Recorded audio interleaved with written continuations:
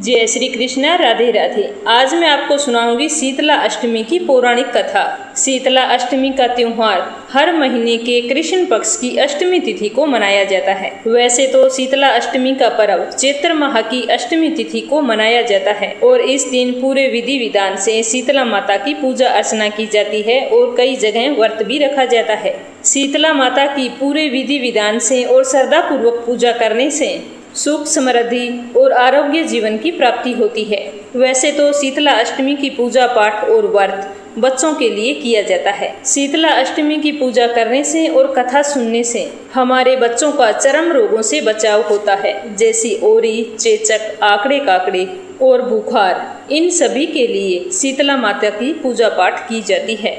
तो अधिक मास में हर तरह के पूजा पाठ का विशेष महत्व माना गया है। इसीलिए इस महीने में तिथि के अनुसार जो तिथि जिस देवी देवता को समर्पित है उसी अनुसार उसकी पूजा करना बहुत ही फलदायी होता है। इसीलिए अधिक मास की अष्टमी तिथि को अपने सुनेंगे शीतला अष्टमी की संपूर्ण कथा। इस कथा को श्रद्धा पूर्वक सुनना और ज्यादा से ज्यादा अपने रिश्तेदारों में, मित्रगणों में शेयर करना, ताकि वो भी इस कथा को सुनकर शीतला माता से आरोग्य जीवन का आशीर्वाद पा सकें। तो आइए शुरू करते हैं शीतला माता की कथा। बोलो शीतला माता की जय हो, बोलो भगवती माता की जय हो। पहली कथा। पौराणिक कथा के अनुसार एक राज्य के राजा का एक ही बेटा था। उसे चेचक निकली थी। उसी राज्य में एक गरीब परिवार के एक बेटे को भी चेचक निकली हुई थी। वह गरीब परिवार हमेशा माँ भगवती की पूजा पाठ किया करता था। उस परिवार ने चेचक के समय जिन जिन नियमों का पालन किया जाता है उन सब बातों का ध्यान रखा। घर में बिना छोंक के सब्जी बनाते, भुने हुए या तले हुए खानों और नमक पर बिल्कुल ही पाबंदी थी। घर के सभी लोग ठंडा भोजन खाते थे। ऐसा कुछ दिन तक चलता रहा, जिससे उनका बेटा स्वस्थ हो गया। और दूसरी ओर जो राजा के बेटे को चेचक निकली थी वो ठीक होने का नाम ही नहीं ले रहा था। राजा ने सतचंडी का पाठ शुरू करवाया। रोजाना गर्म स्वादिष्ट भोजन बनता, भुने हुए और तले हुए भोजन का भोग लगाया जाता, मांस भी बनाया जाता। और राजा का बेटा किसी भी चीज के लिए अगर जिद करता तो उसकी जिद उसी समय पूरी कर दी जाती। इस सब के कारण राजा के बेटे के शरीर में फोड़े हो गई और उन फोड़ों में खुजली और जलन होने लगी। जो भी उपाय किया जाता उसका कोई भी असर नहीं होता। शीतला का प्रकोप और भी बढ़ गया। इससे राजा बहुत ही परेशान हो गया और सोचने लगा कि इतने उपाय करने के बाद भी शीतला का प्रकोप शांत क्यों नहीं हो रहा है। तभी एक दिन राजा के गुप्तचरों ने उन्हें बताया कि राजन, राज्य में एक गरीब परिवार के बेटे को भी चेचक निकली थी, लेकिन वह तो कुछ ही दिनों में स्वस्थ हो गया। तब राजा ने सोचा कि वह तो माता की इतनी सेवा कर रहा है, फिर भी उसका प्रकोप कम नहीं हो रहा और उसका बेटा स्वस्थ हो गया। ऐसे कैसे हो सकता है? वो तो बिल्कुल गरीब है, कुछ भी नहीं कर सकता। राजा ये सब बातें सोचते सोचते सो गया। तो उसी रात राजा को स्वप्न में शीतला माता ने दर्शन दिया और कहा कि हे राजन, मैं तुम्हारी पूजा पाठ और भक्ति से प्रसन्न हूँ, लेकिन तुमने शीतला के नियमों को तोड़ा है। इसी वजह से शीतला का प्रकोप शांत नहीं हो रहा। अगर तुम्हें अपने बच्चे को ठीक करना है तो तुम खाने में नमक तुरंत बंद कर दो, बिना छोंक के सब्जी बनाओ, खाने में तेल का प्रयोग ना करो और सभी लोग ठंडा भोजन करो। बेटे के पास किसी को मत जाने दो और ना ही अपने बच्चे की कोई जिद पूरी करो। ऐसा अगर तुम करोगे तो तुम्हारा बच्चा बहुत ही जल्द स्वस्थ हो जाएगा, क्योंकि वह गरीब परिवार भी मेरी पूजा पाठ बड़ी ही श्रद्धा पूर्वक करता है। चाहे वह गरीब हो, फिर भी उसने शीतला के समय पूरे नियमों का विधि विधान से पालन किया है, तभी तो उसका बेटा एकदम से स्वस्थ हो गया है। तो राजा ने भगवती माँ की बात सुनकर हाथ जोड़कर माफी मांगी और कहा कि माँ, जैसा आपने कहा है मैं वैसा ही करूँगा, लेकिन आप मुझे ऐसा कोई उपाय बताओ जिसके करने से सभी लोगों के बच्चे स्वस्थ और सुखी रहें। तो राजा की बात सुनकर माँ भगवती ने कहा कि चैत्र माह में अष्टमी तिथि के दिन मेरी शीतला माता स्वरूप में पूजा की जाती है, तो आप भी उस दिन विधि विधान से मेरी पूजा अर्चना किया करो। उस दिन ध्यान रखना है कि ठंडा बासी ही खाना है, घर में आग नहीं जलानी, ना ही गर्म किया हुआ भोजन खाना है। इस दिन विधि विधान से शीतला माता की पूजा अर्चना करके व्रत रखो और व्रत कथा सुनो। और अगर किसी के मन में सच्ची श्रद्धा है तो वो हर महीने कृष्ण पक्ष की अष्टमी तिथि के दिन व्रत रखकर मेरी कथा को सुनता है तो उनके बच्चे हमेशा स्वस्थ और निरोग रहते हैं। तो ऐसा कहकर माँ भगवती अंतर्ध्यान हो गई। तो राजा स्वप्न में माँ भगवती के दर्शन पाकर बहुत ही खुश थे और अगले दिन से ही राजा ने शीतला माता के बताए हुए नियमों का पालन किया। देखते ही देखते कुछ ही दिनों में राजा का बेटा स्वस्थ हो गया।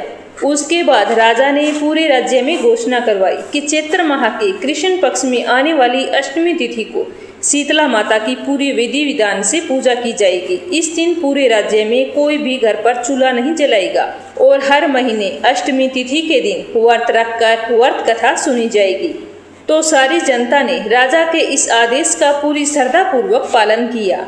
ऐसा करने से उन्हें शीतला माता का आशीर्वाद प्राप्त हुआ और पूरे राज्य में कभी भी रोग व्याधि नहीं आई। तो इस तरह कोई भी व्यक्ति श्रद्धा पूर्वक कृष्ण अष्टमी के दिन शीतला माता की कथा को सुनता है और व्रत रखता है तो उसे संक्रामक बीमारियां, चर्म रोग, फोड़े, चेचक, छोटी माता, बड़ी माता आदि से छुटकारा मिलता है। बोलो शीतला माता की जय हो। अब सुनेंगे दूसरी कथा। एक नगर में एक ब्राह्मण दंपति रहते थे। उनके 2 बेटे और 2 बहुएं थे। उन दोनों बहुओं को विवाह के काफी समय बाद बहुत ही मुश्किल से संतान की प्राप्ति हुई। 2-3 महीनों बाद में शीतला अष्टमी का पर्व आया।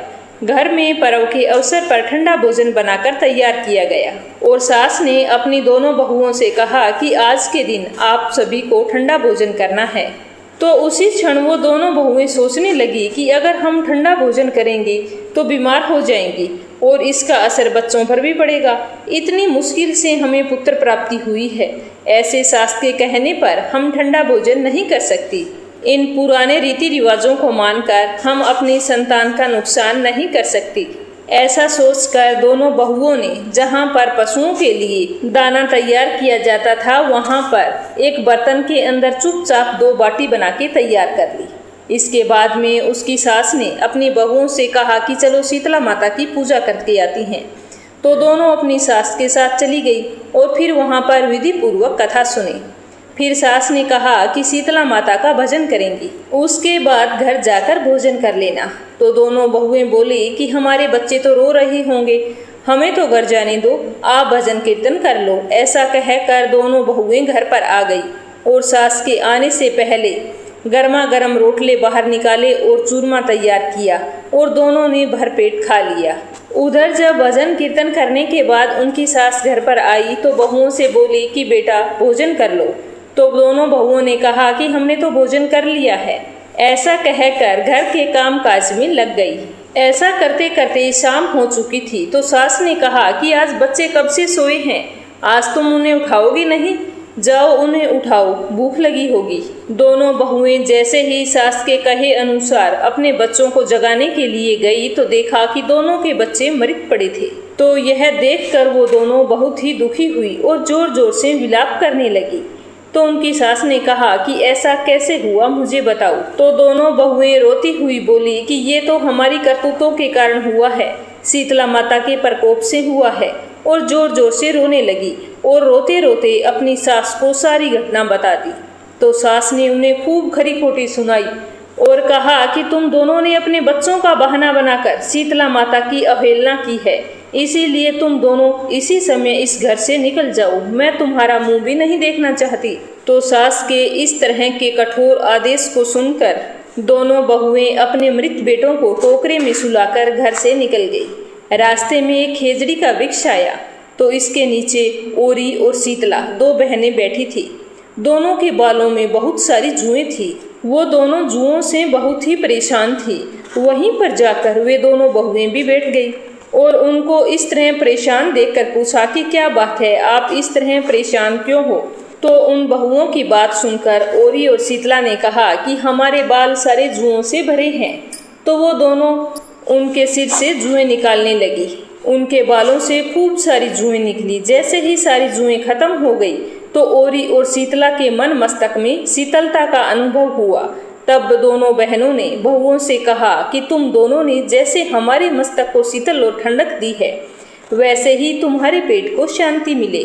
तो उन दोनों बहनों की बात सुनकर दोनों बहुएं एक साथ बोली कि हमने पेट का दिया हुआ खो दिया है और उन्हीं को लेकर हम भटक रही हैं, किंतु हमें शीतला माता के दर्शन नहीं हो रहे, क्योंकि हमने शीतला माता का अपमान किया था।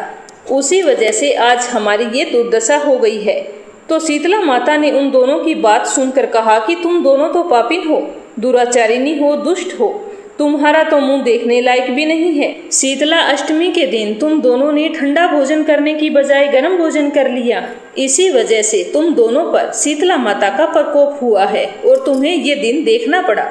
तो यह सुनते ही बहुओं ने शीतला माता को पहचान लिया और वो दोनों बहुएं शीतला माता का वंदन करने लगी और उनके पैरों में गिरकर गिड़गिड़ाने लगी और कहने लगी कि हे माता, हमें माफ कर दो, हम तो भोली भाली हैं, हमने अनजाने में गर्म भोजन बनाकर खा लिया, हम दोनों तो अज्ञानी थी, कृपा करके आप हम दोनों को क्षमा कर दें, फिर से हम ऐसी गलती कभी भी नहीं करेंगे।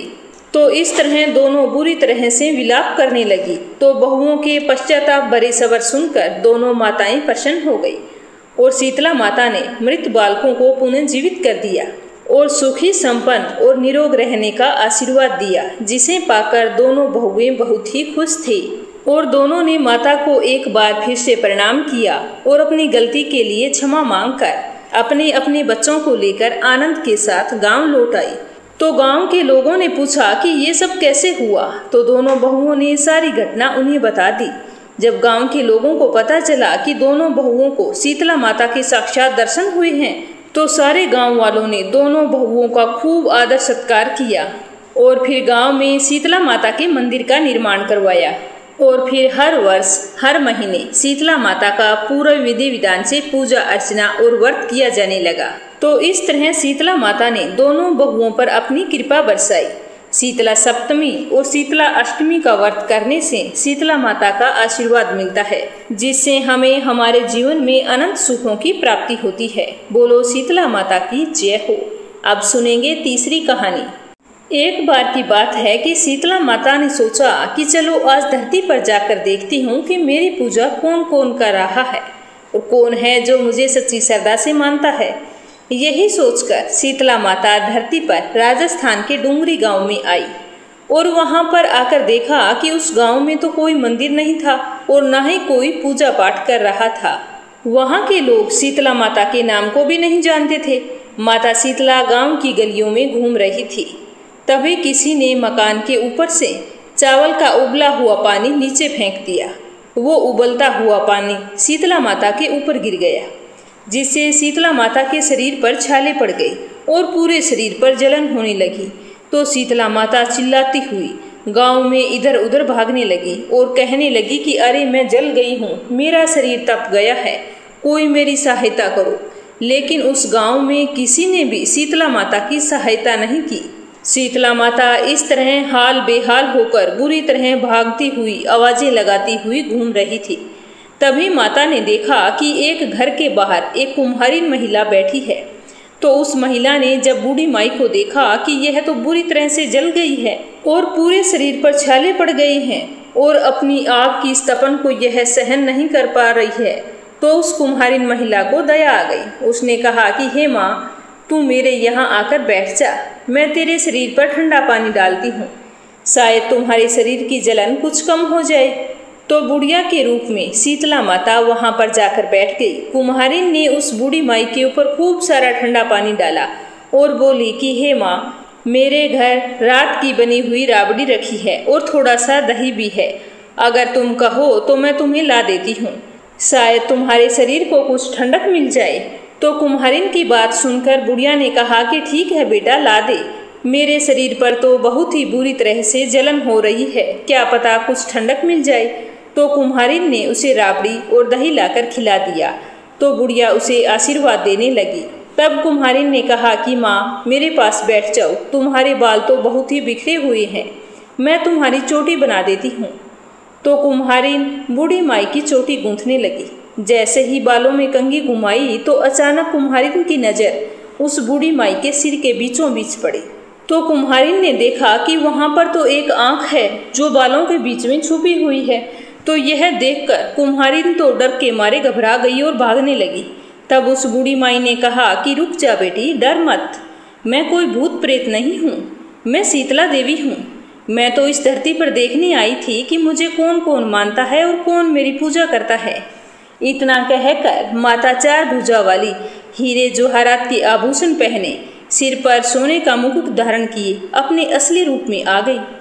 तो कुम्हारिन माता के दर्शन करके सोचने लगी कि मैं तो इतनी गरीब हूँ और माता को कहाँ बिठाऊं। तब माता बोली कि हे बेटी, तुम किस सोच में पड़ गई हो। तब उस कुम्हारी ने हाथ जोड़कर आंखों में आंसू बहाते हुए कहा कि हे माँ, मैं तो बहुत ही गरीब हूँ, मेरे घर पर तो चारों ओर दरिद्रता बिखरी हुई है, मैं आपको कहाँ बिठाऊं।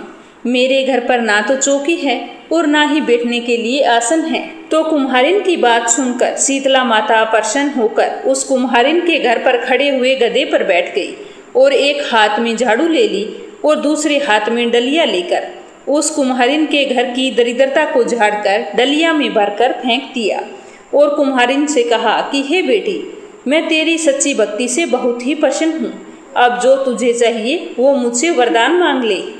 तो शीतला माता की बात सुनकर कुम्हारी ने हाथ जोड़कर कहा कि हे माता, मैं तो आपके दर्शन पाकर धन्य हो गई हूँ, आपके दर्शन से मुझे सब कुछ मिल गया है।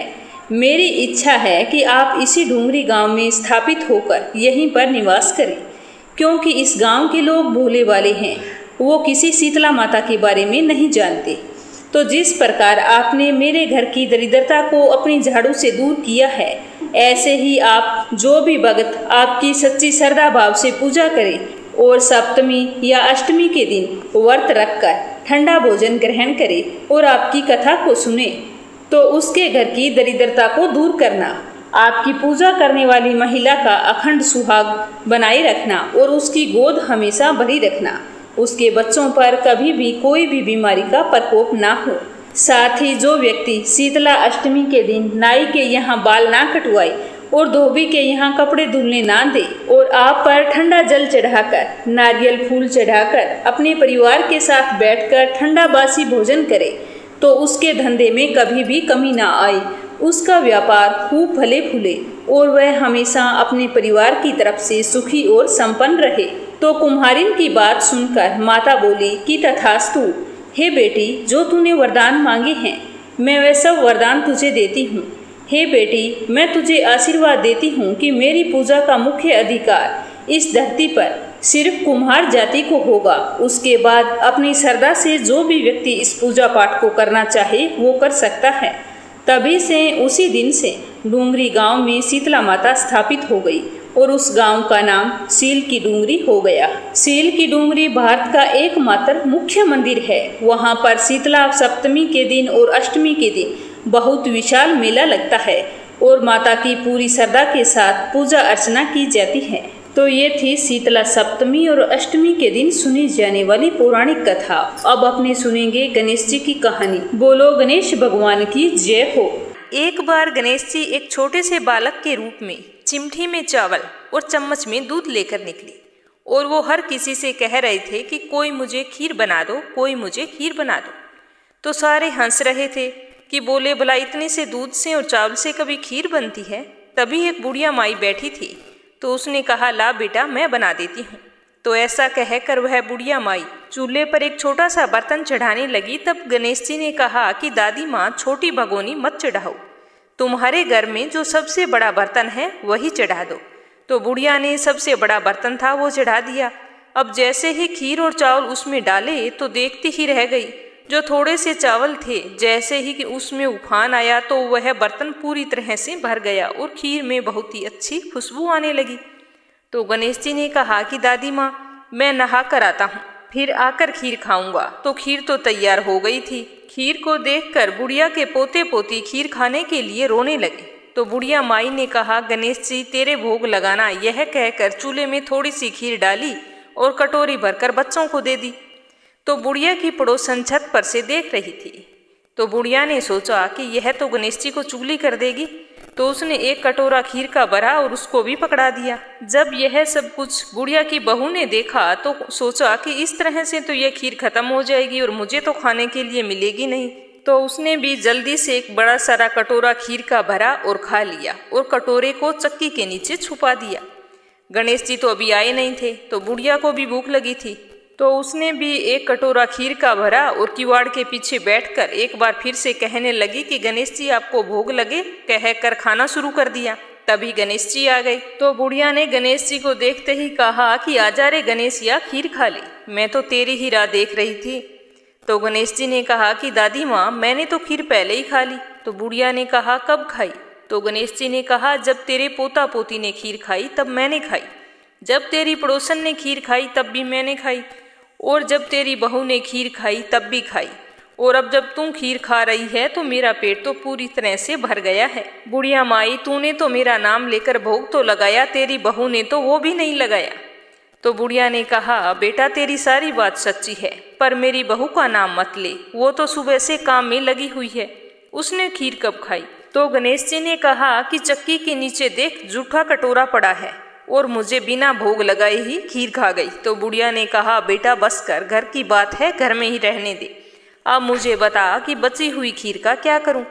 तो गणेश जी ने कहा कि पूरे नगर को न्योता दे दो और भोजन करवा दो। तो बुढ़िया ने पूरी नगरी को भोजन करवा दिया, फिर भी वो बर्तन पूरा ही भरा था। धीरे धीरे यह खबर राजा तक पहुंच गई, तो राजा ने उस बर्तन को महल में मंगवा लिया और बुढ़िया से कहा कि बुढ़िया तेरे घर ऐसे बर्तन का क्या काम, ऐसा बर्तन तो राजमहल में अच्छा लगता है। तो बुढ़िया ने कहा कि ठीक है राजा जी, आप ले लो। तो राजा ने खीर का बर्तन महल में जैसे ही रखा, रखते ही खीर में कीड़े मकोड़े बिच्छू पैदा हो गए और खीर में बहुत बुरी तरह से दुर्गंध आने लगी। तो यह देखकर राजा ने बुढ़िया को बुलाया और कहा कि बुढ़िया ये बर्तन ले जा, जा मैंने तुमको दिया। तो बुढ़िया ने कहा कि राजा अगर आप देते तो पहले देते, यह तो बर्तन मुझे मेरे गणेश जी ने दिया है। तो बुढ़िया ने बर्तन वापस उठाया और अपने झोंपड़े में ले गई। तो उसके झोंपड़े में आते ही खीर तो सुगंधित हो गई, सारे बिच्छू कांकड़े सब गायब हो गए। तो बुढ़िया ने गणेश जी से कहा कि गणेश जी अब मैं बची हुई खीर का क्या करूं? तो गणेश जी ने कहा कि झोंपड़ी के कोने में खड्डा खोदकर गाड़ दो, उसी जगह सुबह उठकर वापस खोदोगी तो धन के 2 घड़े भरे हुए तुम्हें मिलेंगे। ऐसा कहकर गणेश जी तो अंतर्ध्यान हो गए और जाते समय झोंपड़ी के लात मार गए। तो लात मारते ही झोंपड़ी के स्थान पर महल खड़ा हो गया। सुबह जल्दी ही बहू ने फावड़ा लिया और जहां पर खीर दबाई थी उस जगह को खोद दिया, लेकिन बहू को तो कुछ भी नहीं मिला। तो बहू अपनी सास से कहने लगी कि सासू जी थारो गणेश जी तो झूठो है। तो सासू ने कहा बहू मारो गणेश झूठो नहीं है, ला मैं देखती हूँ। तो वह फावड़ा लेकर देखने लगी तो टन टन करते हुए 2 घड़े धन के भरे हुए निकल आए। तो बहू ने कहा सासू जी गणेश जी तो साचो है, मैं ही झूठी हूँ। तो सास ने कहा कि गणेश जी तो भावनाओं का भूखा है। यह कहकर बुढ़िया ने जोर से कहा कि बोलो गणेश गजानन की जय हो। हे गणेश जी जैसा आपने बुढ़िया को दिया वैसा सबको देना, जैसा राजा को दिया वैसा किसी को ना देना। अब सुनेंगे लपसी और तपसी की कहानी। तो ये थी शीतला सप्तमी और शीतला अष्टमी के दिन सुनी जाने वाली पौराणिक कथा। इस कथा को श्रद्धा पूर्वक सुनने से बच्चों की सलामती, आरोग्यता और घर में सुख समृद्धि का आशीर्वाद प्राप्त होता है। तो इस कथा को सुनकर आपको कैसा लगा कमेंट बॉक्स में जरूर बताना और साथ ही जय हो शीतला माता की अवश्य लिखना और इस कथा को सुनते ही ज़्यादा से ज़्यादा लोगों में शेयर करना ताकि हर व्यक्ति आज के दिन इस कथा को अवश्य सुन सके और शीतला माता का आशीर्वाद प्राप्त कर सके। आप सभी का बहुत बहुत धन्यवाद। माता शीतला का आशीर्वाद आप सब पर हमेशा बना रहे। जय श्री कृष्णा, राधे राधे।